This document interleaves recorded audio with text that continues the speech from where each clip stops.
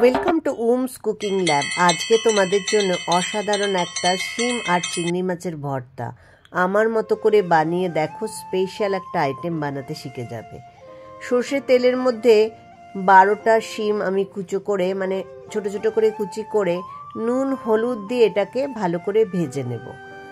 এবার দেখো আমি নুন আর হলুদ অল্প পরিমাণে দিয়ে দিলাম আর শিমটাকে মিডিয়াম ফ্লেমে ঢাকা দিয়ে দিয়ে আমি ভালো করে ভেজে নিয়েছি।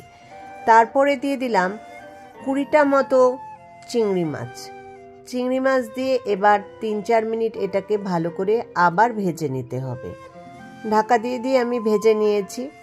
দেখো ভাজা হয়ে গেছে। চিংড়ি মাছ তো ভাজতে বেশিক্ষণ সময় লাগে না। এবার এটা ভাজা হয়ে গেলে আমি মিক্সার গ্রাইন্ডারে তুলে নেব। তারপর খেয়াল রেখো একটু ঠান্ডা হলেই মিক্সার গ্রাইন্ডারে এটা পেস্ট বানিয়ে নিও।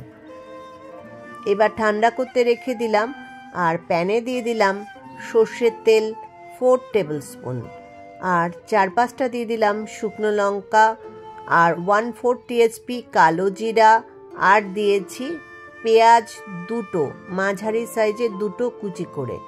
এবার আমাদের পেঁয়াজটাকে ভাজতে হবে। মশলার মধ্যে দিলাম রসুন বাটা 1.5 চামচ। রসুন বাটাটা বেশি দিলে টেস্টটা অনেক ভালো হয়। পেঁয়াজটা ভাজতে হবে একদম লাল করে। গুঁড়ো মশলার মধ্যে দিলাম 1/2 চামচ হলুদ গুঁড়ো, 1/2 চামচ শুকনো লঙ্কা গুঁড়ো। এবার এই পুরো মশলাটাকে কিন্তু পেঁয়াজের সাথে ভাজতে হবে যতক্ষণ না পেঁয়াজগুলো লাল হয়ে ভাজা হয়। এবার একটু ঠান্ডা হয়ে গেলে আমি চিংড়ি মাছ আর শিমটাকে ভালো করে মিহি পেস্ট বানিয়ে নেব। দেখো এইরকম পেস্ট বানিয়ে নিতে হবে, কিন্তু সাবধানে পেস্টটা করবে, গরম না থাকলে ভালো হয়।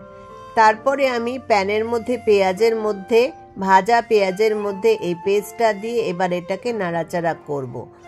8 থেকে 10 মিনিট এটা মিডিয়াম ফ্লেমে নাড়াচাড়া করতে হবে। ঝালটা নিজের ইচ্ছা মতো কাঁচা লঙ্কা দেবে। আমি কুচিয়ে দিয়েছি এখানে 6-7টা কাঁচা লঙ্কা, তোমরা কম বেশি নিজেদের উপরে দেবে। আর নুন দিয়ে দেবে পরিমাণ মতো। আগে ভাজার সময় যেহেতু নুন দিয়েছি, লাস্টে অল্প চিনি। যখন প্যান থেকে ছেড়ে আসবে তখনই রান্নাটা কমপ্লিট হবে। ভালো লাগলে ভিডিওটা লাইক করে দিও, সাবস্ক্রাইব করে আমার বন্ধু হয়ে যেও আর আমার চ্যানেলটাকে সাপোর্ট করে দিও।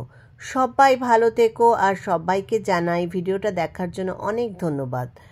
আর এই রেসিপিটা একবার বানিয়ে আমাকে কমেন্টস করে জানিও তোমাদের কেমন লাগলো।